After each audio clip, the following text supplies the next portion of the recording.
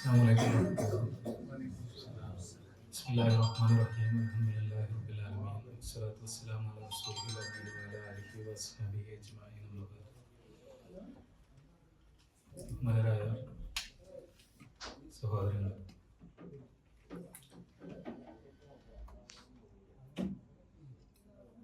പരിശുദ്ധ റമദാനിന്റെ പടിവാതിൽക്കലാണ് നമ്മളുള്ളത്. നമ്മളുടെ ജീവിതത്തിന്റെ വിശുദ്ധിയെ, അല്ലാഹുവുമായുള്ള ബന്ധത്തെ ഒക്കെ പുതുക്കിപ്പണിയാനുള്ള സുലഭമായ ഒരവസരമാണ് നമ്മൾക്ക് മുന്നിൽ വന്നു നിൽക്കുന്നത് എന്ന് നമുക്ക് എല്ലാവർക്കും അറിയാം. റമദാനിന്റെ പ്രാധാന്യത്തെക്കുറിച്ചോ അത് നമ്മൾക്ക് ഒരുക്കി വെച്ചിട്ടുള്ള വലിയ പുണ്യങ്ങളെക്കുറിച്ചോ ഒന്നും വിശദമായി സംസാരിക്കേണ്ട ഒരു സദസ്സല്ല ഇത്. പരിശുദ്ധ റമദാനിനെ മുന്നിൽ നിർത്തിക്കൊണ്ട് ചില ആലോചനകൾ മാത്രം റമദാനിലൂടെ നമ്മൾ നേടിയെടുക്കേണ്ട ലക്ഷ്യങ്ങളുമായി ബന്ധപ്പെട്ട് പങ്കുവെക്കാൻ മാത്രമാണ് ഞാൻ ആഗ്രഹിക്കുന്നത്. റമദാനിന്റെ ലക്ഷ്യം തഖ്വയുണ്ടാക്കലാണ്, നമുക്കൊക്കെ അറിയാം. പരിശുദ്ധ റമദാനിൽ നോമ്പ് നിർബന്ധമാക്കിക്കൊണ്ട് പരിശുദ്ധ ഖുർആൻ പറഞ്ഞത് നമ്മൾക്കൊക്കെ അറിയാവുന്നതുപോലെ ലഅല്ലക്കും തത്തഖൂൻ എന്നാണ്. നിങ്ങൾ തഖ്വയുള്ളവരായി തീരുന്നതിന് വേണ്ടി എന്ന് പരിശുദ്ധ ഖുർആൻ പറഞ്ഞു. നോമ്പിനെ കുറിച്ച് മാത്രമല്ല, മൊത്തത്തിൽ എല്ലാ ആരാധനകളുടെയും അടിസ്ഥാനപരമായ ലക്ഷ്യം തഖ്വയുണ്ടാക്കലാണ് എന്ന് ഖുർആനിൽ നിന്ന് നമുക്ക് മനസ്സിലാവും. എന്തിനാണ് അള്ളാഹുവിനെ ആരാധിക്കുന്നത്, അള്ളാഹുവിനെ എന്തിനാണ് ഇബാദത്ത് എടുക്കുന്നത് എന്ന ചോദ്യത്തിന് ഖുർആൻ പറയുന്ന മറുപടി നമുക്കറിയാം. യാ അയ്യുഹന്നാസ് ഉബ്ദു റബ്ബക്കും അല്ലദീ ഖലഖക്കും വല്ലദീന മിൻ ഖബലിക്കും ലഅല്ലക്കും തത്തഖൂൻ എന്നാണ്. നിങ്ങൾ അള്ളാഹുവിനെ ഇബാദത്ത് എടുക്കുക, നിങ്ങൾ ഈ പ്രപഞ്ചത്തെ സൃഷ്ടിച്ച സ്രഷ്ടാവിനെ മാത്രം നിങ്ങൾ ആരാധിക്കുക, അതുവഴി നിങ്ങൾക്ക് തഖ്വ ആർജിക്കാൻ കഴിയും എന്നാണ് പരിശുദ്ധ ഖുർആൻ അവിടെയും പറയുന്നത്.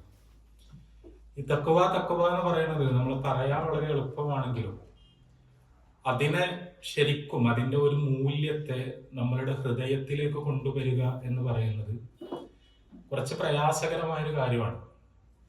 നമ്മളുടെ ഇബാദത്തുകൾ ലക്ഷ്യത്തിൽ എത്തുന്നത് അപ്പോഴാണ്. നമ്മൾ ജീവിതത്തിൽ വിജയിച്ചു എന്ന് പറയാൻ കഴിയുക നമ്മൾക്ക് തഖ്വ ഉണ്ടാകുമ്പോഴാണ്. അവിടെ എന്താണ് തഖ്വ എന്ന് നമ്മൾക്ക് ആലോചിക്കാവുന്നതേ ഉള്ളൂ. ശരിക്കും നമ്മൾ എന്ന് പറഞ്ഞാൽ എന്താണ്? ഇപ്പൊ ഞാൻ എന്ന് പറഞ്ഞാൽ ആരാണ്? നിങ്ങൾ എന്ന് പറഞ്ഞാൽ ആരാണ്? ഞാൻ എന്ന് പറയുമ്പോൾ അതുകൊണ്ട് ഉദ്ദേശിക്കുന്ന അർത്ഥം എന്താണ്? ഇപ്പോ ഞാൻ എന്ന് പറയുമ്പോൾ ഇപ്പൊ എന്റെ കൈ എന്ന് ഞാൻ പറയും, അല്ലെങ്കിൽ എന്റെ ശരീരം എന്ന് പോലും ചിലപ്പോൾ ഞാൻ പറയും. എന്റെ ശരീരത്തിന് വയ്യ എന്ന് ചിലപ്പോൾ നമ്മൾ പറയും. അപ്പോ ആ ഞാൻ ആരാണ്? ആ ശരീരമല്ല, നിങ്ങളീ കാണുന്ന ശരീരമല്ല ശരിക്കും ഞാൻ, അല്ലെങ്കിൽ ഞാൻ നിങ്ങളെ കാണുമ്പോൾ നിങ്ങളുടെ ശരീരങ്ങളല്ല ശരിക്കും നിങ്ങൾ. അത് നിങ്ങൾ സ്ഥിതി ചെയ്യുന്ന, നിങ്ങൾ കുടികൊള്ളുന്ന ഒരു അസ്തിത്വം മാത്രമാണ്, അതിന്റെ ഒരു വാഹനം മാത്രമാണ്. ശരിക്കും നമ്മളുടെ ആത്മാവാണ്, നമ്മളുടെ റൂഹാണ് ശരിക്കും നമ്മൾ എന്ന് പറയുന്നതിന്റെ അന്തസത്ത. അപ്പൊ ഞാൻ എന്ന് പറയുമ്പോൾ എന്റെ ആത്മാവാണ് ശരിക്കുള്ള ഞാൻ. ആ ആത്മാവിന് ദുന്യാവിൽ ജീവിക്കുന്നതിന് വേണ്ടി, ദുന്യാവിൽ വസിക്കുന്നതിന് വേണ്ടി, ദുന്യാവിനെ ആസ്വദിക്കുന്നതിന് വേണ്ടി അള്ളാഹു നൽകിയിട്ടുള്ള ഒരു ഉപകരണം മാത്രമാണ്, അള്ളാഹു സമ്മാനിച്ചിട്ടുള്ള ഒരു വാഹനം മാത്രമാണ് യഥാർത്ഥത്തിൽ നമ്മളുടെ ശരീരം എന്ന് പറയുന്നത്. അതുകൊണ്ടാണ് നമ്മൾ മരിക്കും, നമ്മളുടെ ശരീരം ജീർണിക്കും, അത് കബറിൽ കൊണ്ടുപോയി വെക്കും, അത് മണ്ണിൽ അലിഞ്ഞു ചേരും എന്ന് പറയുമ്പോഴൊന്നും നമ്മൾ ഇല്ലാതാവുന്നില്ല. നമ്മളുടെ ആത്മാവ് എന്ന് പറയുന്ന അസ്തിത്വം അപ്പോഴൊക്കെ ഉണ്ട്. നമ്മളുടെ ഈ റൂഹ് ശരിക്ക് അതിന്റെ ശുദ്ധ പ്രകൃതിയിൽ അള്ളാഹുവിനെ ഇഷ്ടപ്പെടുന്ന, അള്ളാഹുവിനെ ആരാധിക്കാൻ ഇഷ്ടപ്പെടുന്ന, അള്ളാഹുവുമായുള്ള ബന്ധത്തിൽ മാത്രം സംതൃപ്തി കണ്ടെത്തുന്ന വളരെ പരിശുദ്ധമായ സത്തയാണ് ശരിക്കും നമ്മളുടെ റൂഹ് എന്ന് പറഞ്ഞാൽ. നമ്മളുടെ ആത്മാവ് നമ്മുടെ ആത്മാവിന്റെ ആവശ്യം എന്ന് പറഞ്ഞാൽ ശരിക്കും പടച്ചോനെ ഇബാദത്ത് ചെയ്യുക, അള്ളാഹുവുമായി ബന്ധം സ്ഥാപിക്കുക, അള്ളാഹുവിന്റെ കൽപ്പനകൾ അനുസരിക്കുക. അത് നമ്മളുടെ ഫിത്രത്താണ്, നമ്മളുടെ ശുദ്ധ പ്രകൃതിയാണ്. അതുകൊണ്ടാണ് എല്ലാ കുഞ്ഞുങ്ങളും ശുദ്ധ പ്രകൃതിയിലാണ് ജനിക്കുന്നത് എന്ന് റസൂലുള്ളാഹി സ്വല്ലല്ലാഹു അലൈഹി വസല്ലം പറയാനുള്ള കാരണം അതാണ്. നമ്മളുടെ മലിനീകരിക്കപ്പെടാത്ത, കളങ്കമില്ലാത്ത ശരിക്കുമുള്ള പ്രകൃതം, നമ്മളുടെ ആത്മാവിന്റെ വിശുദ്ധമായ പ്രകൃതം എന്ന് പറഞ്ഞാൽ അള്ളാഹുവുമായി ബന്ധം സ്ഥാപിക്കാനുള്ള ത്വര ആണ്. പക്ഷെ നമ്മൾക്ക് പിഴച്ചു പോകുന്നു, നമ്മൾക്ക് കാലിടറി പോകുന്നു, നമ്മൾ അള്ളാഹുവിൽ നിന്ന് അകന്നു പോകുന്നു. അത് എന്തുകൊണ്ടാണ്? ഈ ആത്മാവ് കുടികൊള്ളുന്നത് ഈ ശരീരത്തിലാണ്. ഈ ശരീരത്തിന് കുറെ താല്പര്യങ്ങൾ ഉണ്ടാവും. ആ താല്പര്യങ്ങൾ എന്ന് പറഞ്ഞാൽ നമ്മൾക്കറിയാലോ, പലതരത്തിലുള്ള ഇച്ഛകളുടെ ഒരു കേന്ദ്രമാണ് നമ്മളുടെ ശരീരം എന്ന് പറയുന്നത്, നമ്മളുടെ ജസദ് എന്ന് പറയുന്നത്, നമ്മളുടെ ബോഡി എന്ന് പറയുന്നത്. അതിന് അള്ളാഹു നിഷിദ്ധമാക്കുന്നൊന്നുമില്ല. ചില മതങ്ങളിലൊക്കെ അത് പൂർണ്ണമായി നിഷിദ്ധമാണ്.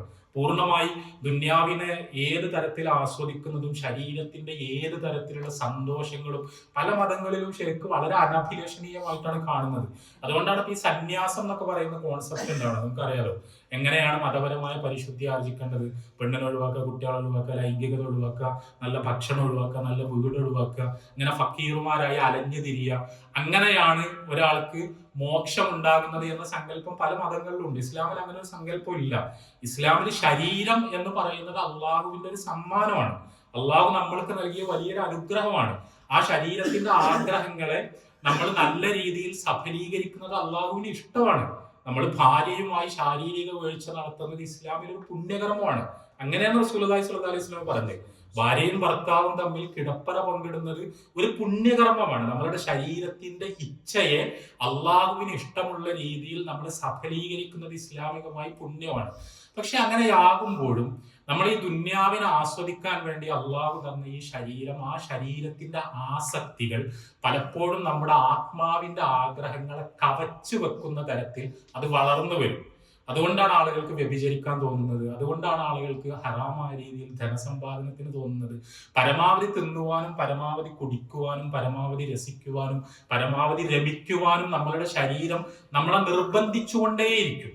ആ ശരീരത്തിന്റെ അത്തരം ആഗ്രഹങ്ങളെ പ്രചോദിപ്പിക്കുന്ന ഒരുപാട് ഘടകങ്ങൾ ഈ ദുന്യാവിലുണ്ട്. ആ ദുന്യാവ് അള്ളാഹുവുമായുള്ള ബന്ധത്തെ നമ്മളുടെ മനസ്സിൽ മറപ്പിച്ച് കളയും. ആത്മാവിന്റെ ആഗ്രഹങ്ങൾ പതുക്കെ പതുക്കെ ദുർബലമായി വരും. ശരീരത്തിന്റെ ഇച്ഛകൾ വളരെ ശക്തമായി തീരും. ആ ശരീരത്തിന്റെ ഇച്ഛകൾക്ക് പലപ്പോഴും നമ്മൾ വഴിപ്പെടും. അള്ളാഹു വെച്ച നിയന്ത്രണ രേഖകൾ പോലും മുറിച്ചു കടന്നുകൊണ്ട് നമ്മൾ ഈ ശരീരത്തെ തീറ്റിപ്പോറ്റിക്കൊണ്ടിരിക്കും. നമ്മൾ അള്ളാഹുവിനെ മറന്നുകൊണ്ടിരിക്കും. അപ്പൊ നമ്മൾക്കറിയാലോ, നമ്മുടെ നാട്ടിലൊക്കെ ഈ ലഹരി എന്ന് പറഞ്ഞിട്ട് ഭയങ്കരമായ പ്രശ്നങ്ങൾ നടന്നുകൊണ്ടിരിക്കുകയാണ്. ശരിക്ക് ഇപ്പൊ നമ്മുടെ നാട്ടിൽ കുട്ടികളൊക്കെ ഏറ്റവും അധികം ഉപയോഗിക്കുന്ന വാക്ക് ഏതാണ്? നമുക്കൊക്കെ അറിയാം, വൈബ് അല്ലെ? വൈബ് ഒരു എന്താണ്, അവിടെ ഒരു പ്രത്യേക വൈബാണെന്ന് പറയാം. ഈ വൈബ് എന്ന് പറഞ്ഞ വാക്ക് ശരിക്കും എവിടുന്ന് വന്നതാണ്? ഇത് അമേരിക്കൻ പശ്ചാത്തലത്തിൽ 90കളിൽ അവിടെ ഉണ്ടായി വന്നൊരു പ്രയോഗമാണിത്. അവിടുത്തെ കുട്ടികളുടെ ഇടയിലാണ് ഇത് ആദ്യം വ്യാപകമായത്.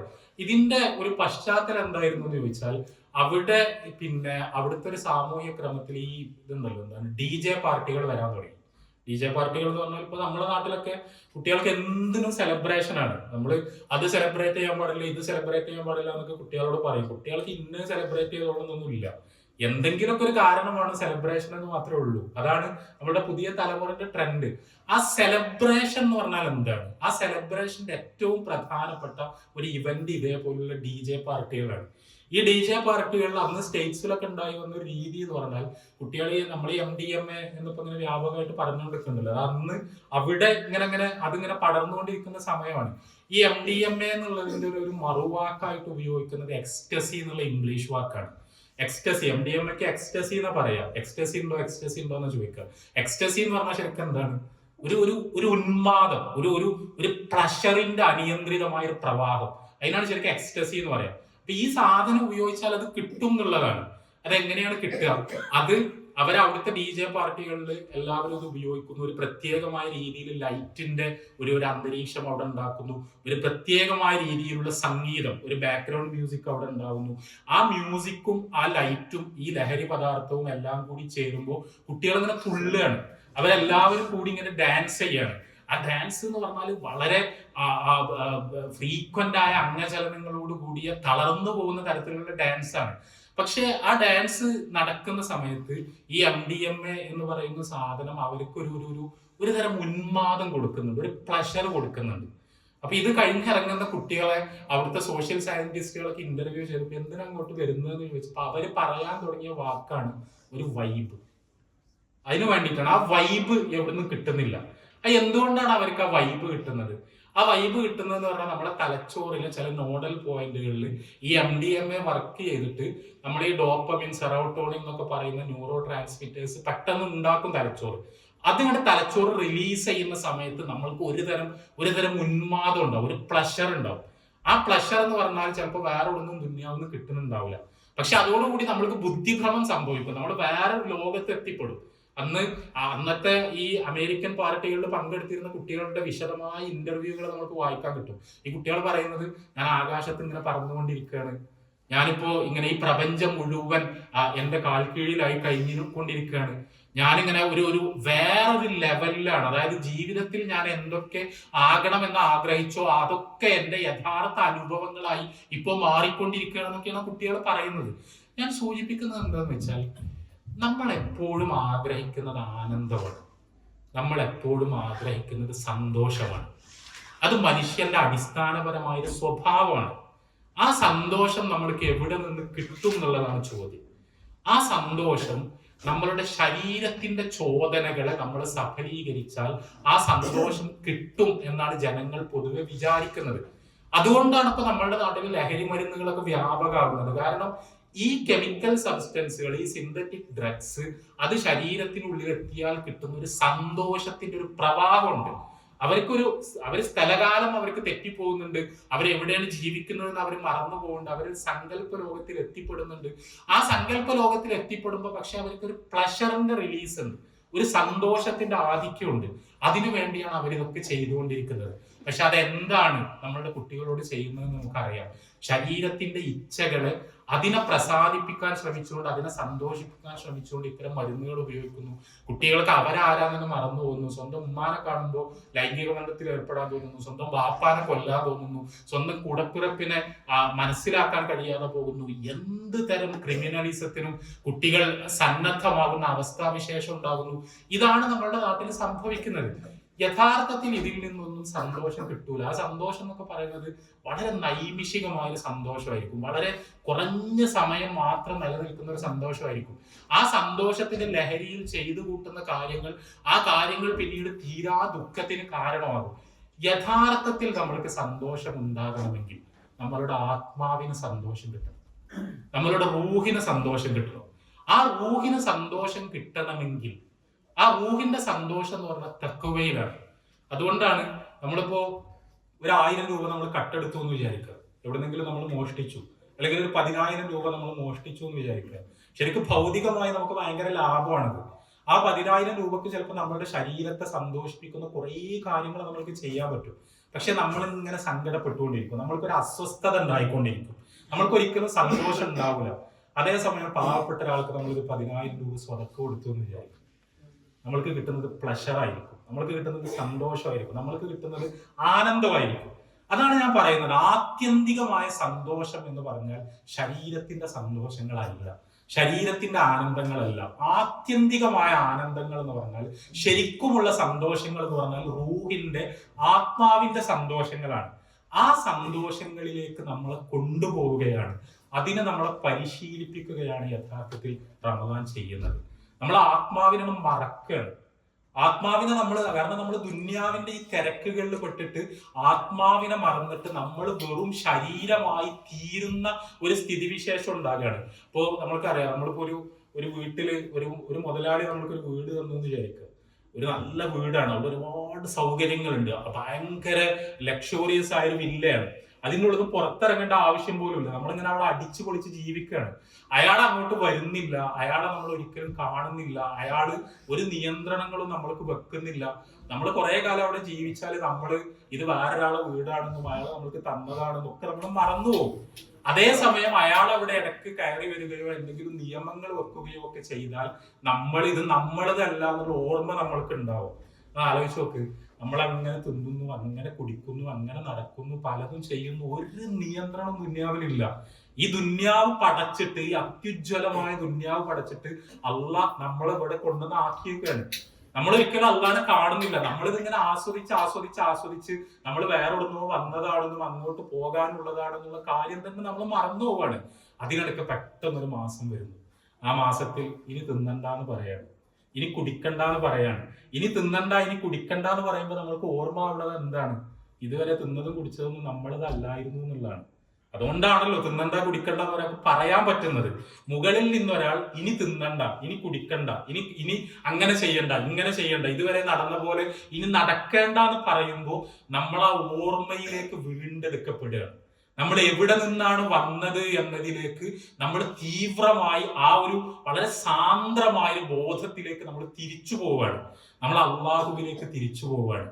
അപ്പോൾ നമ്മുടെ ആത്മാവിന്റെ സന്തോഷങ്ങളിലേക്ക്, ആത്മാവിന്റെ ആനന്ദങ്ങളിലേക്ക് നമ്മൾ തിരിഞ്ഞു നടക്കുകയാണ്.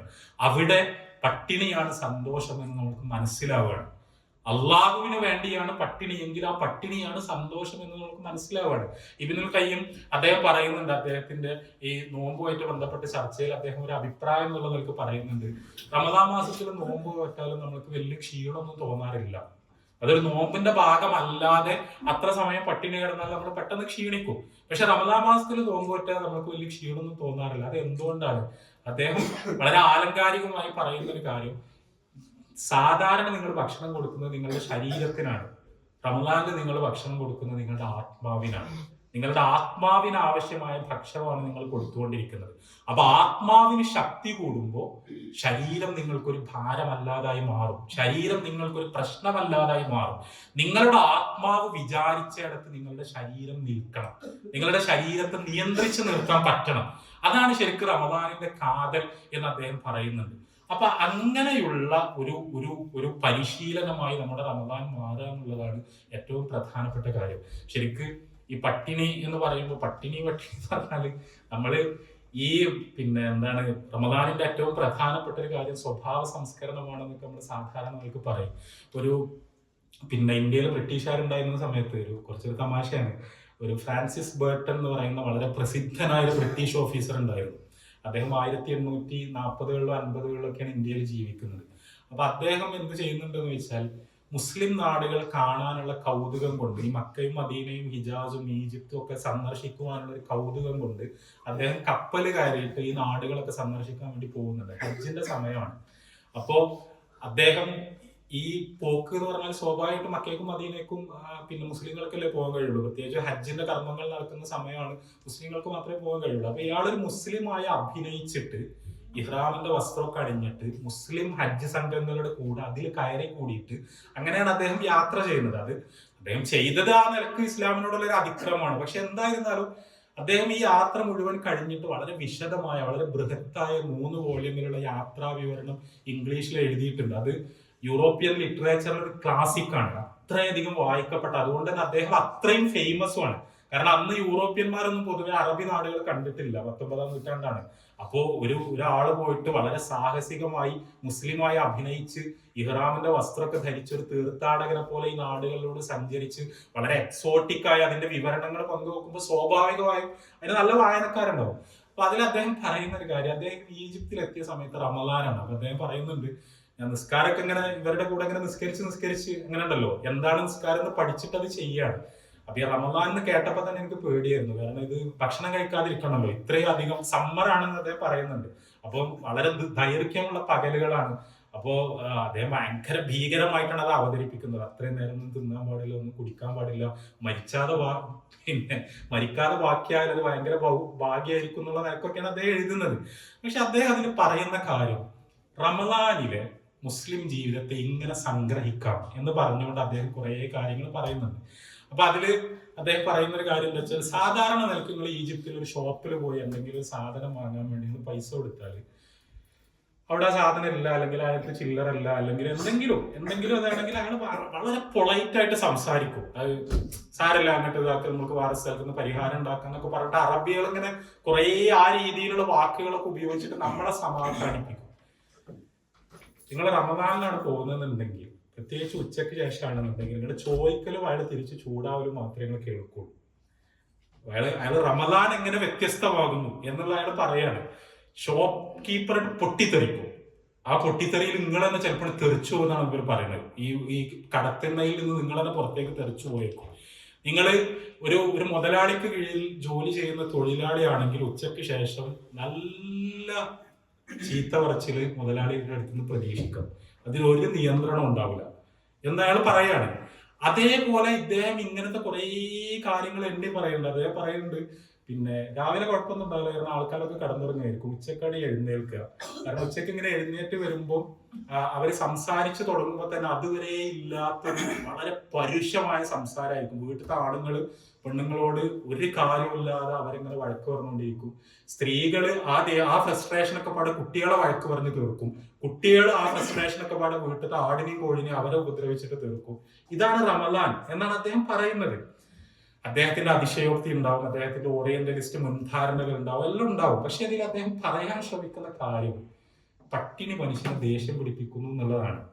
എന്നിട്ട് അദ്ദേഹം പറയുന്നുണ്ട്, ഞാൻ അടിത്തട്ടിലുള്ള മനുഷ്യരെ കുറിച്ച് എനിക്ക് അറിഞ്ഞുകൂടാ, ഞാൻ ഈ തൊഴിലാളികളായിട്ടൊന്നല്ല ഞാൻ ഇടപഴകിയത്, ഞാൻ ഈ ഉയർന്ന സാധാരണ നിലക്ക് വളരെ സമ്പന്നമായ ലക്ഷൂറിയസ് ആയ ജീവിതം നയിക്കുന്ന ആൾക്കാരുടെ കൂടെയാണ് ഞാൻ ഈജിപ്തിൽ ചെലവഴിച്ചത്. അവർ സാധാരണ നിലക്ക് നന്നായി ഭക്ഷണം കഴിക്കുന്നവരാണ്. പക്ഷേ റമദാനിൽ അവർ പകല് പട്ടിണിയാവുന്നു, ഉച്ചവരെ കുഴപ്പമൊന്നും ഉണ്ടാവില്ല. അതിങ്ങനെ ആ വിശപ്പ് കൂടിക്കൂടി വരുമ്പോൾ ഇവരുടെ സ്വഭാവം മാറും. ആവശ്യമില്ലാതെ ദേഷ്യം പിടിക്കും, വെറുതെ തന്റെ കീഴിലുള്ളവരെ ഉപദ്രവിക്കാൻ വേണ്ടി ശ്രമിക്കുമെന്ന് അദ്ദേഹം പറയുന്നുണ്ട്. ഇത് അദ്ദേഹത്തിന്റെ അതിശയോക്തികളൊക്കെ കുറച്ചാലും ഇതിൽ കുറച്ചൊക്കെ ശരിയുണ്ടെന്ന് നമ്മൾക്ക് അറിയാം, അല്ലേ? നമ്മളെ നാട്ടിൽ തന്നെ പറയുന്നുണ്ടല്ലോ, ഈ പണിക്കാരെല്ലാം പറയും ഇപ്പൊ ആചാരത്തേക്ക് പോകണ്ട, റമദാൻ മാസമാണ്, ഉച്ചക്കേശാണെന്ന് പറയും. ആ സാധനമാണ് ഇയാൾ ഇങ്ങനെ അവതരിപ്പിക്കുന്നത്. അതായത് ഒരു പുറത്തുനിന്നുള്ള ഒരു യൂറോപ്യൻ മുസ്ലിം നാട് കാണാൻ വന്നപ്പോൾ ഈ മാസത്തിൽ പ്രത്യേകമായി എങ്ങനെ സ്വഭാവങ്ങൾ രൂപാന്തരപ്പെടുന്നു എന്നാണ് അദ്ദേഹം പറയുന്നത്. ഞാൻ സൂചിപ്പിക്കുന്നത്, അള്ളാഹു ശരിക്ക് നമ്മളുടെ ആത്മാവിനെ പരിശീലിപ്പിക്കാൻ വേണ്ടി ഏറ്റവും പെർഫെക്റ്റ് ആയ ഒരു രീതിയാണ് അള്ളാഹു നിർദ്ദേശിച്ചു തന്നിരിക്കുന്നത്. കാരണം നമ്മൾക്ക് നമ്മളെ നിയന്ത്രിക്കാൻ കഴിയേണ്ടത് വിശപ്പുള്ള സമയത്താണ്. അപ്പോഴാണ് സാധാരണ നിലക്ക് നമ്മളുടെ സ്വഭാവം മാറുക, അല്ലേ? നമ്മൾ നല്ല സ്വഭാവമാണ്, കാരണം അയാൾക്ക് പ്രത്യേകിച്ച് ഒരു ബുദ്ധിമുട്ടില്ല. അയാൾ എന്തിനാ മോശം സ്വഭാവം കാണിക്കുന്നത്? ശരിക്കും അയാൾക്ക് എല്ലാ സൗകര്യങ്ങളുണ്ട്, എല്ലാ സുഖമുണ്ട്, എല്ലാ പൈസയുണ്ട്, എല്ലാ സംവിധാനങ്ങളും ഉണ്ട്. അയാൾക്ക് നല്ല നിലക്ക് പെരുമാറാന്ന് പറഞ്ഞാൽ എളുപ്പമാണ്. ജീവിതത്തിൽ കുറച്ചൊക്കെ ബുദ്ധിമുട്ടുകൾ ഉണ്ടാകുമ്പോഴാണ്, പ്രയാസങ്ങൾ ഉണ്ടാകുമ്പോഴാണ്, പ്രാതികൂല്യങ്ങൾ ഉണ്ടാകുമ്പോഴാണ് ക്ഷമിക്കേണ്ടതും നിയന്ത്രിച്ചു നിർത്തേണ്ടതും സമചിത്തതയോടുകൂടി പെരുമാറേണ്ടതും. അങ്ങനെ റമദാനിൽ നമ്മൾക്ക് എന്ത് തരത്തിലുള്ള പ്രയാസങ്ങൾ ഉണ്ടാകുമ്പോഴാണ്, നമ്മൾ പറഞ്ഞിട്ട് കാര്യമില്ല, നമ്മളുടെ ശരീരത്തിന്റെ പ്രകൃതമാണത്. അതിന് എനർജി കിട്ടാതാവുമ്പോൾ, അതിന് സമയത്തിന് ഭക്ഷണം കിട്ടാതാവുമ്പോൾ സ്വാഭാവികമായി നമ്മുടെ ശരീരത്തിന്റെ ഒരു ഹോർമോൺ വ്യവസ്ഥ നമ്മൾ ദേഷ്യം പിടിപ്പിക്കും. അപ്പൊ നമ്മൾക്ക് ഓർമ്മ വരണം, ശരീരമല്ല ഞാൻ, ഇത് ഞാൻ വിചാരിച്ചെടുത്ത് നിൽക്കണം, എന്റെ ആത്മാവ് മുകളിൽ നിൽക്കണം, ആ ആത്മാവിനെ എന്നെ നിയന്ത്രിക്കാൻ കഴിയണം, ഞാൻ വിചാരിച്ച വഴിയിൽ എന്റെ ശരീരത്തെ കൊണ്ടുപോകാൻ എനിക്ക് കഴിയണം, അതിനുള്ളതാണ് നോമ്പ് എന്ന് ആ സമയത്ത് നമ്മൾക്ക് ഓർമ്മ വരണം എന്നുള്ളതാണ് ഇതിൽ ഏറ്റവും പ്രധാനപ്പെട്ട കാര്യം. അങ്ങനെയുള്ള ഒരു റമദാൻ, അങ്ങനെയുള്ള ആത്മനിയന്ത്രണത്തിന്റെ ഏറ്റവും മികച്ച പ്രകാശനമായ റമദാനാണ് യഥാർത്ഥത്തിൽ നമ്മൾ ആന്തരീകരിക്കേണ്ടത്. അപ്പോഴാണ് ശരിക്കും അതിന്റെ ആനന്ദം നമ്മൾക്ക് അറിയാൻ പറ്റുള്ളൂ. റസൂലുള്ളാഹി സ്വല്ലല്ലാഹു അലൈഹി വസല്ലം ഒരിക്കൽ പറഞ്ഞിട്ടുണ്ട്, പ്രവാചകൻ സ്വല്ലല്ലാഹു അലൈഹി വസല്ലം പറഞ്ഞത്, പിന്നെ അവധാനത എന്ന് പറയുന്നത് അള്ളാഹുവിൽ നിന്നുള്ളതാണ്, എടുത്തുചാട്ടം എന്ന് പറയുന്നത് അൽ അജല അത് ഷെയ്ത്വാൻ, അത് ഷെയ്ത്വാനിൽ നിന്നുള്ളതാണ്, പിശാചിൽ നിന്നുള്ളതാണ് എന്ന് റസൂലുള്ളാഹി സ്വല്ലല്ലാഹു അലൈഹി വസല്ലം പറഞ്ഞു. ഈ എടുത്തു ചാടുക, ദേഷ്യം പിടിക്കുക, പെട്ടെന്ന് ക്ഷിപ്രകോപം ഉണ്ടാവുക, ഇങ്ങനത്തെ കാര്യങ്ങളൊക്കെ എന്ന് പറഞ്ഞാൽ സാധാരണ നിലക്ക് തന്നെ നിയന്ത്രിക്കാൻ നല്ല പ്രയാസമുള്ള കാര്യമാണ്. അത് നോമ്പിന് പട്ടിണി കടന്നുകൊണ്ട് നിയന്ത്രിക്കുക എന്ന് പറഞ്ഞാൽ, ശരിക്കും പറഞ്ഞാൽ, സത്യസന്ധമായി പറഞ്ഞാൽ കൂടുതൽ ദുഷ്കരമായ കാര്യമാണ്. അതുകൊണ്ടാണ് നമ്മളുടെ നാവിന് നോമ്പ് വേണം എന്ന് പറയുന്നത്, നമ്മളുടെ സ്വഭാവത്തിന് നോമ്പ് വേണം എന്ന് പറയുന്നത്, നമ്മളുടെ മൊത്തം ജീവിത സംസ്കാരത്തിന് നോമ്പ് വേണം എന്ന് പറയുന്നത്. അങ്ങനെ അത് ഞാനടക്കമുള്ള ആൾക്കാർ നമ്മളെ പറ്റിയൊക്കെ നമ്മൾ വിമർശനാത്മകമായി ചിന്തിച്ചാൽ നമുക്ക് മനസ്സിലാവും. റസൂലുള്ളാഹി സ്വല്ലല്ലാഹു അലൈഹി വസല്ലം പറയുന്നുണ്ട്, ഇന്ന ഔലൻ നാസിബി, ജനങ്ങളുടെ കൂട്ടത്തിൽ എന്നോട് ഏറ്റവും അടുത്ത ആളുകൾ എന്ന് പറഞ്ഞാൽ അൽ മുത്തഖൂൻ, തഖ്വയുള്ളവരാണ് എന്ന് റസൂലുള്ളാഹി സ്വല്ലല്ലാഹു അലൈഹി വസല്ലം പറയുന്നുണ്ട്. എന്നിട്ട് പ്രവാചകൻ സ്വല്ലല്ലാഹു അലൈഹി വസല്ലം പറഞ്ഞത്, അവരാരാണെങ്കിലും ശരി, എവിടെ ഉള്ളവരാണെങ്കിലും ശരി എന്നാണ് റസൂലുള്ളാഹി സ്വല്ലല്ലാഹു അലൈഹി വസല്ലം പറഞ്ഞത്. അത് വല്ലാത്തൊരു പ്രയോഗമാണ്. നബി സല്ലല്ലാഹു അലൈഹി വസല്ലമയുമായിട്ട് ഏറ്റവും അടുപ്പുള്ളത് എന്ന് പറഞ്ഞാൽ റസൂലുള്ളാഹി സ്വല്ലല്ലാഹു അലൈഹി വസല്ലമയുടെ അതേ കാലത്ത് അതേ സ്ഥലത്ത് നബി സല്ലല്ലാഹു അലൈഹി വസല്ലമയുടെ തൊട്ടടുത്ത് ജീവിച്ച ആൾ എന്നല്ല റസൂലുള്ളാഹി സ്വല്ലല്ലാഹു അലൈഹി വസല്ലം പറഞ്ഞത്. തഖ്വ കൊണ്ട് ആരാണോ മുന്നിൽ നിൽക്കുന്നത് അവരാണ് പ്രവാചകൻ സല്ലല്ലാഹു അലൈഹി വസല്ലമയുമായി ഏറ്റവും അടുപ്പമുള്ളത് എന്ന് റസൂലുള്ളാഹി സ്വല്ലല്ലാഹു അലൈഹി വസല്ലം പറഞ്ഞു. അപ്പൊ അങ്ങനെയുള്ള ഒരു തഖ്വയിലേക്ക് കയറി പോകാനുള്ള വളരെ അസുലഭമായ ഒരു അവസരമാണ് റമദാൻ. നമുക്കറിയാം, പരിശുദ്ധ ഖുർആനാകുന്ന കയറിൽ പിടിച്ചിട്ട് ആ തഖ്വയിലെത്താൻ നമുക്ക് പറ്റണം. അവിടെ ഒരു തരത്തിലുള്ള ഇൻഫീരിയോറിറ്റി കോംപ്ലക്സ് നമ്മൾക്ക് ഉണ്ടാകരുത്. നമ്മുടെ അള്ളാഹു എന്ന് പറയുന്നത് അൽ ഗഫൂറാണ്, അൽ വദൂദാണ്. ഇത് നമ്മൾ ആലങ്കാരികമായി പറയേണ്ട ഒരു കാര്യമല്ല. അവൻ തവ്വാബാണ്, തൗബ സ്വീകരിക്കുന്നവനാണ്, അങ്ങേയറ്റം പുറത്തു കൊടുക്കുന്നവനാണ്. അൽ അഫൂവാണ്, അങ്ങേയറ്റം വിട്ടുവീഴ്ച ചെയ്യുന്നവനാണ്, എല്ലാം വിട്ടു മാപ്പാക്കി കൊടുക്കുന്നവനാണ്. സ്നേഹം കൊണ്ടും കരുണ കൊണ്ടും നമ്മളെ ആശ്ലേഷിക്കുന്നവനാണ്, നമ്മളെ ചേർത്ത് പിടിക്കുന്നവനാണ്. നമ്മൾക്ക് ഈ ദുന്യാവിൽ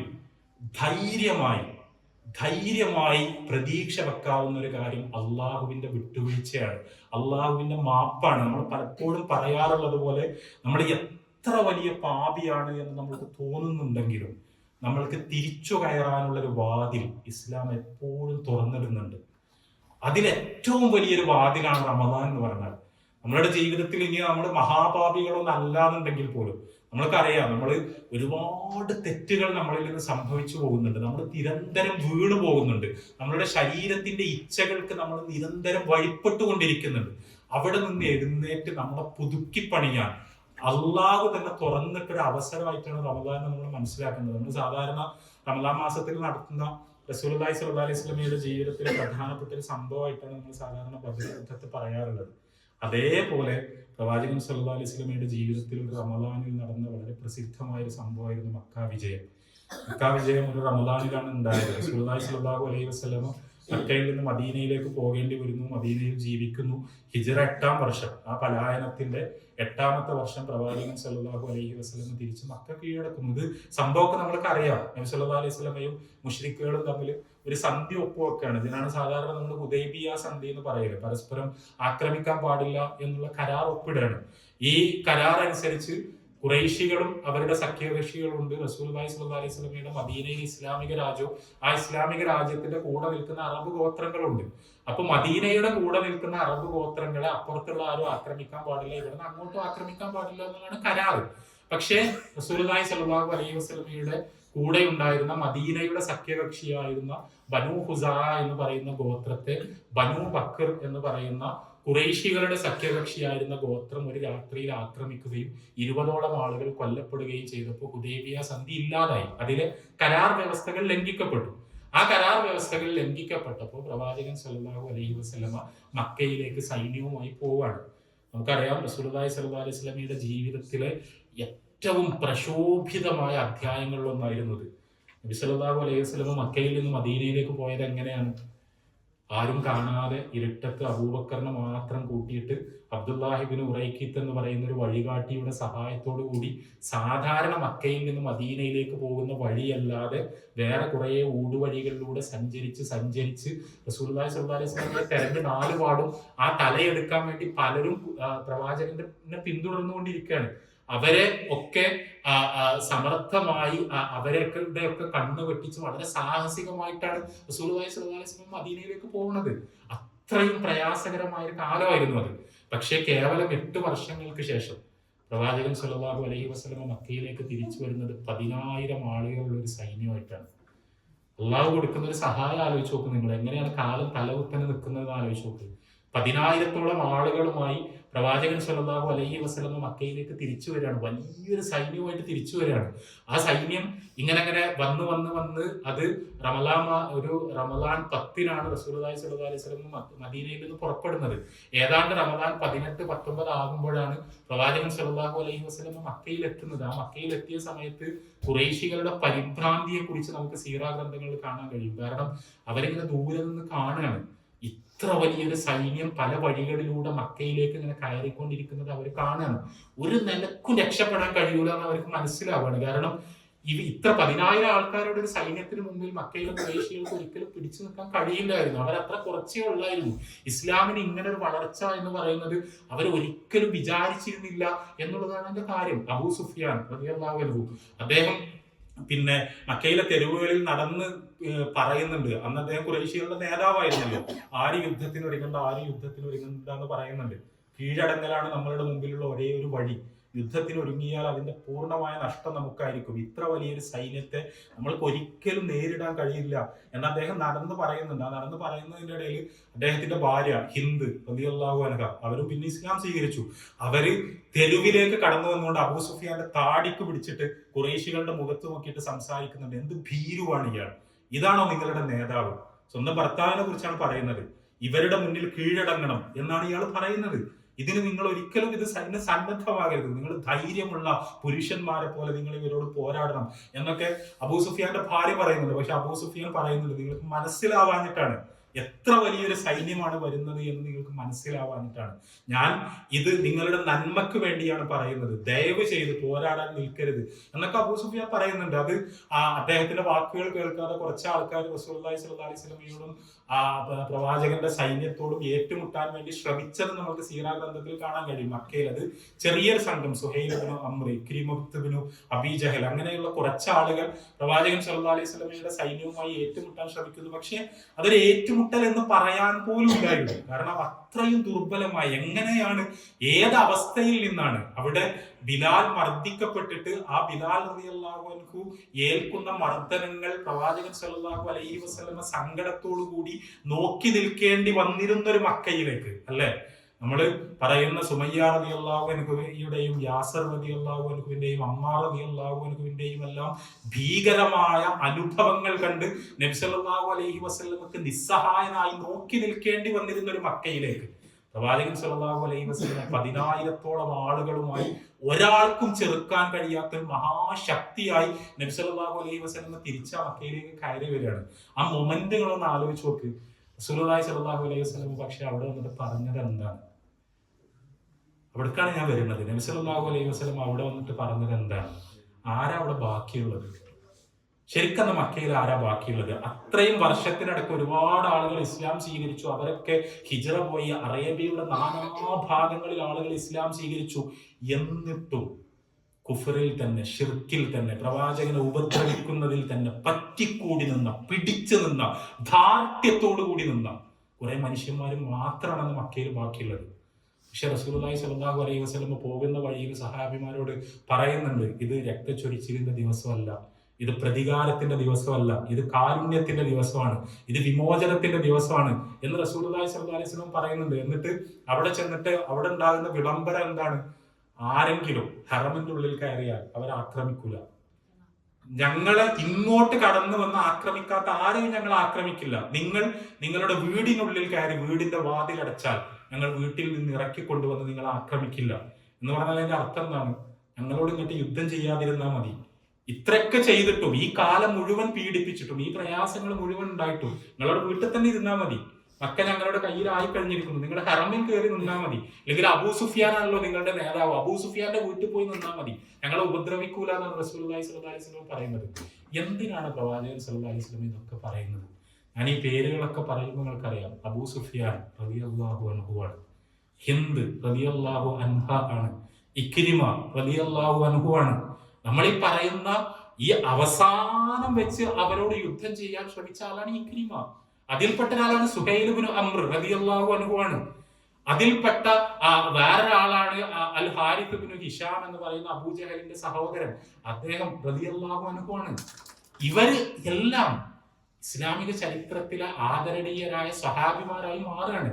റസൂലുള്ളാഹി സ്വല്ലല്ലാഹി അലൈഹി വസല്ലം അവിടെ എത്തി മക്ക മുസ്ലിങ്ങളുടെ അധീനത്തിലായപ്പോ ഇവര് ഒരു സഫ്വാൻ ഇബ്നു ഉമയ്യ എന്ന് പറഞ്ഞാൽ ഉമയ്യത്ത് ബിൻ ഖലഫിന്റെ മകനാണ് എന്ന് മാത്രമല്ല കഠിന ശത്രുവാണ് റസൂലുള്ളാഹി സ്വല്ലല്ലാഹി അലൈഹി വസല്ലമയുടെ.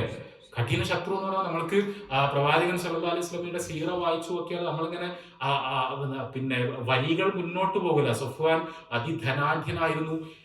പ്രവാചകന്റെ അധീനതയിലായ മക്കയിൽ ജീവിക്കാൻ താല്പര്യമില്ലാഞ്ഞിട്ട് സഫ്വാൻ ആത്മഹത്യ ചെയ്യാൻ പോവുകയാണ്. നമ്മൾ ആലോചിച്ച് നോക്ക്, ഒരു മാനസികാവസ്ഥ ആലോചിച്ച് നോക്ക്. നമ്മൾക്കൊന്നും പ്രവാചകൻ സല്ലല്ലാഹു അലൈഹി വസല്ലമയെ ഒരിക്കലും കാണാൻ കിട്ടിയിട്ടില്ല. നമ്മുടെ ജീവിതത്തിലെ വലിയ നഷ്ടങ്ങളിൽ ഒന്ന് തീർച്ചയായും അതായിരിക്കും. റസൂലുള്ളാഹി സ്വല്ലല്ലാഹു അലൈഹി വസല്ലമ സ്വന്തം നാടിന്റെ ഭരണാധികാരിയായത് സഹിക്കാൻ കഴിയാഞ്ഞിട്ട് ഒരു മനുഷ്യൻ നാട് വിട്ട് ആത്മഹത്യ ചെയ്യാൻ തീരുമാനിക്കുകയാണ്. എന്തൊരു മാനസികാവസ്ഥയായിരിക്കും അത്, എത്രത്തോളം ശൈത്താന് പിടുത്തുള്ള ഒരു മനസ്സായിരിക്കും അത്. അങ്ങനെ അദ്ദേഹം ഓടുകയാണ്, ഓടി കടലിൽ ചാടി ആത്മഹത്യ ചെയ്യാനാണ്. കാരണം അദ്ദേഹത്തിന് സഹിക്കാൻ പറ്റണില്ല.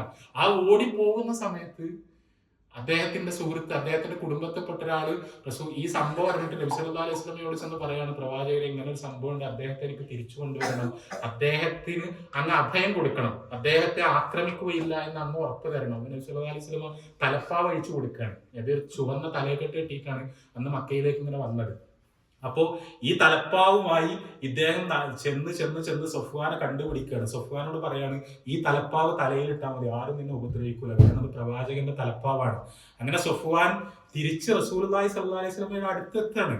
ആ പ്രവാചകൻ സല്ലല്ലാഹു അലൈഹി വസല്ലമയുടെ അടുത്തെത്തിയിട്ട് സഫ്വാൻ എന്താ പറയണമെന്ന് അറിയോ? അഷ്ഹദു അല്ലാ ഇലാഹ ഇല്ലല്ലാഹ് വഅഷ്ഹദു അന്ന മുഹമ്മദ് റസൂലുള്ളാഹ് എന്നല്ല. കുതിരയുടെ മുകളിൽ നിന്ന് സഫ്വാൻ താഴേക്ക് ഇറങ്ങുന്നില്ല. സഫ്വാൻ അവിടെ ഇങ്ങനെ നിൽക്കുകയാണ്. അവിടെ റസൂലുള്ളാഹി സ്വല്ലല്ലാഹു അലൈഹി വസല്ലമയുടെ ചുറ്റും സഹാബിമാരുണ്ട്. അപ്പോൾ റസൂലുള്ളാഹി സ്വല്ലല്ലാഹു അലൈഹി വസല്ലം പറയുന്നുണ്ട്, സഫ്വാൻ താഴെ ഇറങ്ങൂ എന്ന് പറയുന്നുണ്ട്. അപ്പോൾ സഫ്വാൻ പറയുന്നുണ്ട്, ഇറങ്ങിയാൽ കൊല്ലുമോ എന്ന് എനിക്ക് അറിഞ്ഞൂടല്ലോ, ഞാൻ വാഹനത്തിൽ നിന്ന് താഴെ ഇറങ്ങൂല, കാരണം അഥവാ എന്നെ വധിക്കാനാണ് പദ്ധതി എന്നുണ്ടെങ്കിൽ ഉടൻ കുതിരയായിട്ട് തിരിച്ചു ഓടിപ്പോകാൻ വേണ്ടിയിട്ടാണ് എന്നാണ് സഫ്വാൻ പറയുന്നത്. അപ്പോഴും അദ്ദേഹത്തിന്റെ മാനസികാവസ്ഥ അതാണ്. എന്നിട്ട് സഫ്വാൻ എന്താ പറയുന്നത് അറിയോ? എനിക്ക് 2 മാസത്തെ സമയമാണ് ഇസ്ലാമിനെ പറ്റി പഠിക്കാൻ എന്നാണ്. ആലോചിച്ച് നോക്ക്, അള്ളാന്റെ റസൂല് ഇക്കണ്ട സംഭവങ്ങൾ മുഴുവനും ഉണ്ടായിട്ട് ഇസ്ലാമിന്റെ വിജയം നേരിൽ കണ്ടിട്ട് റസൂലുള്ളാഹി സ്വല്ലല്ലാഹു അലൈഹി വസല്ലമയുടെ മുന്നിലെത്തിയിട്ട് സഫ്വാൻ ഇബ്നു ഉമയ്യ പറഞ്ഞതാണ്, എനിക്ക് ഇസ്ലാമിനെ പറ്റി പഠിക്കാൻ 2 മാസം സമയം വേണം. നബി സല്ലല്ലാഹു അലൈഹി വസല്ലമയുടെ മറുപടി എന്താ അറിയോ? 4 മാസം എടുത്തു വന്നത്. നിങ്ങൾ ആലോചിച്ച് നോക്ക്, പ്രവാചകൻ സല്ലല്ലാഹു അലൈഹി വസല്ലം എന്തുകൊണ്ടാണ് അങ്ങനെ സംസാരിക്കുന്നത്? അതിനുശേഷം ഹുനൈൻ യുദ്ധം ഉണ്ടാവുന്നു. ആ ഹുനൈൻ യുദ്ധത്തിൽ നമുക്കറിയാം, ഇസ്ലാമിന്റെ ചരിത്രത്തിലെ ഏറ്റവും വലിയ ഗനീമത്ത് സ്വത്ത് കുമിഞ്ഞുകൂടിയത് ഹുനൈനിലാണ്. ഏറ്റവും വലിയ ഗനീമത്ത് സ്വത്ത്. ഈ ഗനീമത്ത് സ്വത്ത് കണ്ടിട്ട് സഫ്വാൻ ആകെ സ്തബ്ധനായി പോവാണ്. കാരണം സഫ്വാൻ നോക്കിയപ്പോൾ വലിയൊരു മൈതാനം, ആ മൈതാനത്ത് നിറയെ കന്നുകാലികളാണ്, വലിയ സ്വത്താണ്. ഇത് മുഴുവൻ നബി സല്ലല്ലാഹു അലൈഹി വസല്ലമയുടെ കയ്യിൽ വരികയാണ്. അപ്പോ സ്വാഭാവികമായിട്ട് സഫ്വാൻ ഇത് കാണുമ്പോൾ, സഫ്വാൻ അതിൽ കാണുന്നത് ഒരു ബിസിനസ്സുകാരൻ എന്നുള്ളവർക്ക് കാണുന്നത് പ്രവാചകൻ സല്ലല്ലാഹു അലൈഹി വസല്ലമ ഭയങ്കര വിജയമാണല്ലോ നബി സല്ലല്ലാഹു അലൈഹി വസല്ലമ കൈവരിച്ചത്. കാരണം ഇത് മുഴുവൻ കിട്ടില്ലേ, അത് ഒരു ഭയങ്കര ഫോർച്യൂൺ ആണ്, നമ്മുടെ മൾട്ടി ബില്യണയർ എന്നൊക്കെ പറയുന്ന ടൈപ്പ് ആ തരം ഒരു സ്വത്താണത്. അപ്പൊ സഫ്വാൻ അതിലേക്ക് ഇങ്ങനെ നോക്കുന്നത് കണ്ടപ്പോ നബി സല്ലല്ലാഹു അലൈഹി വസല്ലം ചോദിച്ചു, ഇത് എനിക്ക് വേണോ എന്ന് ചോദിച്ചു. അപ്പൊ സഫ്വാൻ ആർക്കത് വേണ്ടാന്ന് പറയാൻ പറ്റുക? അപ്പോ അത് അതേപോലെ റസൂലുള്ളാഹി സ്വല്ലല്ലാഹു അലൈഹി വസല്ലം സഫ്വാനെ കൊടുക്കുകയാണ്.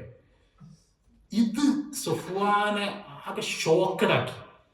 കാരണം ഒരു മനുഷ്യന് എന്തെങ്കിലും ഒരു പതർച്ച വേണ്ടേ? കാരണം ഇത് ഈ കോടിക്കണക്കിന് രൂപയുടെ സ്വത്ത്, അത് ഒരു തരത്തിലുള്ള പതർച്ചയും ഇല്ലാതെ നീ എടുത്തോ എന്ന് പറഞ്ഞിട്ട് റസൂലുള്ളാഹി കൊടുക്കുകയാണ്. അത് കൊടുത്തപ്പോൾ സഫ്വാൻ ആകെ പതറിപ്പോവാണ്, ഇത് എന്ത് മനുഷ്യനാണെന്ന് ആലോചിക്കുകയാണ്. അപ്പോ സഫ്വാൻ പിന്നെ മാറി നിന്ന് നിരീക്ഷിക്കുകയാണ്. റസൂലുള്ളാഹി സ്വല്ലല്ലാഹു അലൈഹി വസല്ലമ അവിടെ കുമിഞ്ഞുകൂടിയ സ്വത്ത് മുഴുവൻ വരുന്ന ആളുകൾക്കും ചോദിക്കുന്ന ആളുകൾക്കും കൊടുത്ത് ആ മൈതാനം മുഴുവൻ കാലിയായി. അതില് കന്നുകാലികൾ ഉണ്ടായിരുന്നു, ആയുധങ്ങൾ ഉണ്ടായിരുന്നു, കാർഷിക വിളകൾ ഉണ്ടായിരുന്നു, സ്വർണം ഉണ്ടായിരുന്നു, വെള്ളി ഉണ്ടായിരുന്നു. നമ്മൾക്ക് ഇമാജിൻ ചെയ്യാൻ കഴിയാത്ത സ്വത്ത്, അത് മുഴുവൻ 1-2 മണിക്കൂറുകൾ കൊണ്ട് മുഴുവൻ നബി സല്ലല്ലാഹു അലൈഹി വസല്ലം കൊടുത്തു തീർത്തു. ഒരു ദീനാറോ ഒരു ദിർഹമോ പ്രവാചകൻ സല്ലല്ലാഹു അലൈഹി വസല്ലമയുടെ കയ്യിൽ ബാക്കിയില്ല. പക്ഷെ നബി സല്ലല്ലാഹു അലൈഹി വസല്ലമയുടെ സംതൃപ്തിക്ക് ഒരു കുറവില്ല എന്ന് മാത്രമല്ല, പ്രവാചകൻ സല്ലല്ലാഹു അലൈഹി വസല്ലം വളരെ നിസ്സാരമായിട്ടാണ്, ഒരു മൂല്യവും ഇല്ലാത്തൊരു സാധനത്തെ പോലെയാണ് ഇതിന് മുഴുവൻ എടുത്തു കൊടുക്കുന്നത്. സഫ്വാൻ പറയുന്നുണ്ട്, ഇത് ഒരു പ്രവാചകനല്ലാതെ സാധ്യമാവുകയില്ല. സമ്പത്തിനോടുള്ള ഇത്രയും വലിയ ഡിറ്റാച്ച്മെന്റ്, ഇത്രയും എമൗണ്ട് കയ്യിലൂടെ വന്നിട്ടും അതിലൊരു സിംഗിൾ പെന്നി പോലും സ്വന്തം പോക്കറ്റിൽ ഇടാൻ തോന്നാത്ത തരത്തിൽ അതിനോടുള്ള താല്പര്യമില്ലായ്മ ഒരു പ്രവാചകനല്ലാതെ സാധ്യമല്ല എന്നെനിക്ക് ഉറപ്പാണ് എന്ന് പറഞ്ഞിട്ട് അഷ്ഹദു അല്ലാ ഇലാഹ ഇല്ലല്ലാഹ് വഅഷ്ഹദു അന്ന മുഹമ്മദ റസൂലുള്ളാഹ് എന്ന് പറഞ്ഞിട്ട് അദ്ദേഹം ഇസ്ലാം സ്വീകരിക്കുന്നുണ്ട്. ഇത് മാത്രമല്ല, നമുക്ക് ഇക്രിമയുടെ കഥ അറിയാം, ഇവരുടെയൊക്കെ കഥ അറിയാം. ഞാനിതിന്റെ വിശദാംശങ്ങളിലേക്ക് കടന്നു പോവല്ല. ഞാൻ ഇത് പറയാൻ വേണ്ടിയിട്ടല്ല ഇത് പറഞ്ഞത്. ഇസ്ലാം തൗബയുടെ മതമാണ് എന്ന് പറയാൻ വേണ്ടിയിട്ടാണ്. അവസാന നിമിഷം വരേക്കും ഒരാൾ എത്ര കടുത്ത അതിക്രമിയാണെങ്കിലും അയാൾ മടങ്ങി വരാനുള്ളൊരു സാധ്യതയെ പരിഗണിക്കുകയും ആ മടങ്ങി വരവിനുള്ള വാതിലുകൾ തുറന്നിടുകയും ചെയ്യുക എന്നുള്ളതാണ് ഇസ്ലാമിന്റെ ഏറ്റവും മനോഹരമായ ഒരു തലം എന്ന് പറയുന്നത്. നമ്മൾ ആലോചിച്ച് നോക്കുക, റസൂലുള്ളാഹി സ്വല്ലല്ലാഹു അലൈഹി വസല്ലമ ഈ മക്ക വിജയത്തിന് ശേഷം ഖുർആനിൽ അവതരിപ്പിക്കപ്പെട്ട സൂറത്ത് തൗബ നമുക്കറിയാലോ. ആ സൂറത്ത് തൗബയിൽ ഇതുമായി ബന്ധപ്പെട്ട കുറേ ആയത്തുകൾ നമുക്ക് കാണാൻ പറ്റും. മക്കയിലെ മുശ്രിക്കുകളോട് ഖുർആൻ പറയുന്നത് ഇതാണ്: 4 മാസങ്ങൾക്ക് സമയമുണ്ട്. ആ 4 മാസത്തിനുള്ളിൽ പിന്നെ 4 മാസം നിങ്ങൾ ശരിക്ക് ചിന്തിച്ചോ പഠിച്ചോ എന്നൊക്കെ പറഞ്ഞിട്ട് ഖുർആൻ അവിടെ പറയുന്നുണ്ട്, ഏതെങ്കിലും ഒരു മുശ്രിക്കുമായി നിങ്ങൾ ഏറ്റുമുട്ടുന്ന ഒരു സന്ദർഭത്തിൽ മക്കയിലെ ഏതെങ്കിലും ഒരു ബഹുദൈവാരാധകൻ, നിങ്ങളും അവരും തമ്മിൽ ഒരു ഏറ്റുമുട്ടലുണ്ടാവണം. സഹാബിമാരോട് പറയാണ്. ആ സമയത്ത് അയാൾ പറയാണ്, എനിക്ക് ഖുർആൻ കേൾക്കണം എന്ന് പറഞ്ഞാൽ നിങ്ങൾ അതിന് സൗകര്യം ഉണ്ടാക്കി കൊടുക്കണം. അപ്പൊ യുദ്ധം നിർത്തിക്കൊള്ളണം എന്നാണ്. ആലോചിച്ച് നോക്ക്. ഇതൊക്കെയെന്ന് പറഞ്ഞാൽ നബി സല്ലല്ലാഹു അലൈഹി വസല്ലമ ജനിച്ചത് വരെ നാട്ടിലാണ്, വളർന്നത് വരെ നാട്ടിലാണ്. നബി സല്ലല്ലാഹു അലൈഹി വസല്ലമയെ അവർക്ക് അത്രയും നന്നായിട്ട് അറിയാം. പ്രവാചകൻ സല്ലല്ലാഹു അലൈഹി വസല്ലമയെ പുറത്താക്കിയത് അവരാണ്. ഈ യുദ്ധങ്ങളിൽ മുഴുവൻ നബി സല്ലല്ലാഹു അലൈഹി വസല്ലമയുമായി ഏറ്റുമുട്ടിയത് അവരാണ്. ഇതൊക്കെ ചെയ്ത ഒരു സംഘമാണ്. ആ സംഘം പക്ഷേ അവരിൽപ്പെട്ട ആളുകൾ നിങ്ങളുമായി യുദ്ധം ചെയ്യുമ്പോൾ അവർക്ക് ഖുർആൻ കേൾക്കണം എന്ന് പറഞ്ഞാൽ അവർ സൗകര്യമുള്ള ഒരു സ്ഥലത്ത് കൊണ്ടുപോയി ഖുർആൻ കേൾപ്പിക്കണം എന്നാണ് സൂറത്ത് തൗബ പറയുന്നത്. അങ്ങനെ ആ ഖുർആൻ കേട്ടിട്ട് അവർ മുസ്ലിം ആയെങ്കിലോ എന്നാണ് ഖുർആൻ ചോദിക്കുന്നത്. അവരുടെ മനസ്സിൽ ഹിദായത്ത് കടന്നെങ്കിലോ ഈമാൻ കടന്നെങ്കിലോ എന്നാണ് ഖുർആൻ ചോദിക്കുന്നത്. സഹോദരങ്ങളെ, ഞാൻ അവസാനിപ്പിക്കുകയാണ്. ആ ഖുർആനാണ് നമ്മളുടെ കയ്യിലുള്ളത്. അള്ളാഹുവിന്റെ അനുഗ്രഹത്താൽ അങ്ങനെയുള്ള കടുത്ത കുഫറിലേക്കും ശിർക്കിലേക്കും ഒന്നും നമ്മൾ പോയിട്ടില്ല. പക്ഷേ നമ്മളുടെ ജീവിതത്തിൽ ഒരുപാട് പാപങ്ങൾ സംഭവിച്ചു പോയിട്ടുണ്ട്. പക്ഷെ ഒരിക്കലും നിരാശരാവാതിരിക്കുക. അള്ളാഹു അവന്റെ കാരുണ്യത്തിന്റെ കവാടങ്ങൾ ആർക്കും ഇതിനും കൊട്ടിയടക്കുന്നില്ല. നമ്മൾ എത്ര അള്ളാഹുവിലേക്ക് അടുക്കുന്നുവോ അത്രയും അള്ളാഹു നമ്മളോട് ഇങ്ങോട്ട് ഏറ്റവും ഉദാരമായ സമീപനം സ്വീകരിക്കും. അതിനു വേണ്ടിയുള്ള ഒരു അസുലഭമായ സന്ദർഭമാണ് റമദാൻ. ആ അർത്ഥത്തിൽ ഈ റമദാൻ ഒരിക്കലും കളഞ്ഞു കുടിക്കാതെ പരമാവധി പുണ്യകർമ്മങ്ങൾ ചെയ്തുകൊണ്ട്, പരമാവധി ഖുർആൻ പാരായണം നടത്തിക്കൊണ്ട്, പരമാവധി സ്വതക്ക ചെയ്തുകൊണ്ട്, പരമാവധി രാത്രി നമസ്കരിച്ചുകൊണ്ട് നമ്മളുടെ ജീവിതത്തിൽ വന്നുപോയ എല്ലാ പാപങ്ങളും കഴുകിക്കളയാനും നമ്മൾക്ക് കണക്കാക്കാൻ കഴിയാത്തത്ര പുണ്യങ്ങൾ നേടിയെടുക്കാനും അള്ളാഹുവുമായി കൂടുതൽ കൂടുതൽ അടുക്കാനും ഈ റമദാൻ നമ്മൾ ഉപയോഗിക്കുക. അള്ളാഹു നമ്മളെ എല്ലാവരെയും അതിനനുഗ്രഹിക്കുമാറാകട്ടെ.